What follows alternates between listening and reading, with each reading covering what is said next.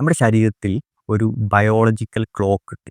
ഈ biological clock എന്താണെന്ന് വെച്ച് കഴിഞ്ഞാൽ നമ്മുടെ രാപ്പകൽ സമയത്ത് നമ്മുടെ ശരീരത്തിൽ പല തരത്തിലുള്ള പ്രവർത്തനങ്ങൾ സംഭവിക്കുന്നുണ്ട്.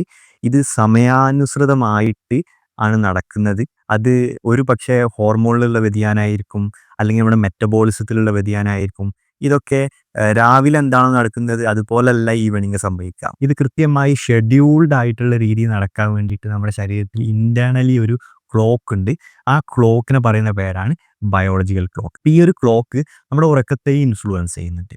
നമുക്ക് നല്ല ഉറക്കം കൃത്യമായ സമയത്ത് കിട്ടണമെന്നുണ്ടെങ്കിൽ ഈ ക്ലോക്ക് കൃത്യമായി വർക്ക് ചെയ്യുക എന്നുള്ളത് ഇമ്പോർട്ടൻ്റ് ആണ്. അപ്പോൾ ഇതിന് കൃത്യമായി പ്രവർത്തിക്കണമെന്നുണ്ടെങ്കിൽ ഈ ക്ലോക്കിന് കൃത്യമായിട്ടുള്ള ക്യൂകൾ, അല്ലെങ്കിൽ അതിന് കൃത്യമായി തിരിച്ചറിയാൻ പറ്റുന്ന ചില ഇൻഫർമേഷൻസ് കൃത്യമായി നമുക്ക് ഇൻപുട്ട് ചെയ്യാൻ പറ്റണം. കുറെ ക്യൂസ് കൊടുക്കുക എന്നുള്ളത് ഞാൻ പറഞ്ഞല്ലോ. ചില ഉദാഹരണങ്ങൾ പറഞ്ഞുതരാം. പകൽ സമയങ്ങളിൽ ടെമ്പറേച്ചർ അധികമായിരിക്കും. അപ്പോൾ അത് നമ്മുടെ ശരീരത്തിനും തലച്ചോറിനും കൊടുക്കുന്ന ഒരു ക്യൂ എന്താണ്? ഇത് ഉണർന്ന് നിൽക്കേണ്ട സമയമാണ് എന്നതാണ്. അതേസമയം രാത്രി സമയങ്ങളിൽ തണുപ്പായിരിക്കും. അപ്പോൾ ആ ഒരു ക്യൂ നമ്മുടെ തലച്ചോറിനും നമ്മുടെ ശരീരത്തിനും ബന്ധപ്പെട്ട് കിടക്കുന്നത് അത് നമ്മൾ ഉറങ്ങാൻ ആയിട്ടുള്ള സമയമായിട്ടുണ്ട്, അല്ലെങ്കിൽ ഉറങ്ങേണ്ട സമയമാണ് എന്നുള്ള ഒരു ക്യൂ ആണ് നമ്മുടെ തലച്ചോറിനും ശരീരത്തിനും കൊടുക്കുന്നത്.